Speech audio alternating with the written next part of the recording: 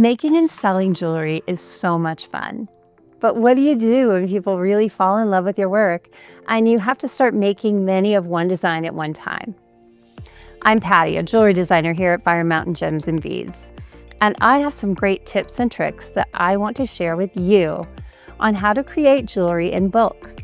You can take the stress out and put the fun back into your work. Get our email newsletter for beading news, sale announcements, new product announcements, and more. Link is in the description below. Start with a clean and organized work area. Have everything you need out in front of you, and only what you need. Have your personal items and materials and tools for other pieces put away. Nothing kills momentum like having to hunt for a tool or a material. Make a clear, detailed design diagram.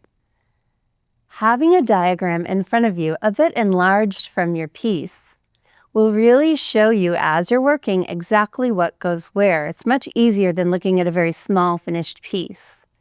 And if someone comes in to help you, they'll have a clear map on exactly how to make your design.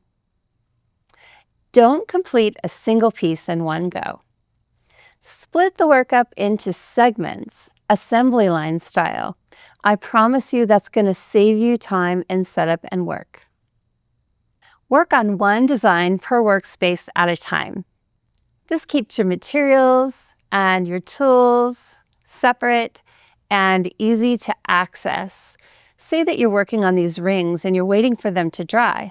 If you have another little station set up, all the materials are there. They don't get muddied up with the materials for the ring, and everything is simple, neat, and effective. Choose impressive designs that are easy to make with minimal materials. This increases your return on investment. If you choose to make and sell pieces that have a really high perceived value, which means the value looks like more than what you spent on the components and the time that you put into it, you really increase your profit margin. This is really going to help you over time. And when you're making jewelry in bulk, you make it very simple to make each piece and get them out there. Create in numbers for current needs and trends. So you always want to be looking at what the trends are out there, because as trends change, the buyers follow. So if you have a trend that's maybe been out there for a while and might be growing a little stale, you might not want to make as much inventory right now. If you have a hot new trend that's really selling, you might want to make a little bit more. Work a little bit ahead, maybe a month or two, but not more than that when you're creating in bulk, because you don't want to be left with an abundance of inventory. Consider using jewelry design management software. This is really going to organize your materials and your designs. You will always have what you need, and it's perfect for doing inventory or ordering.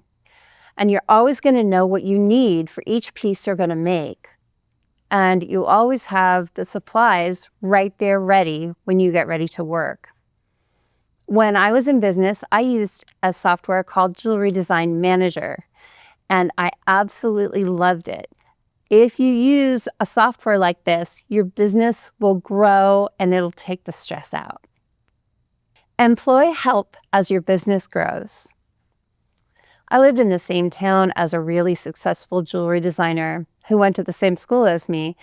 And years before, she had started her business, and she was making little cutout animal shapes. And her business partner, they were the whole business. So they had no help.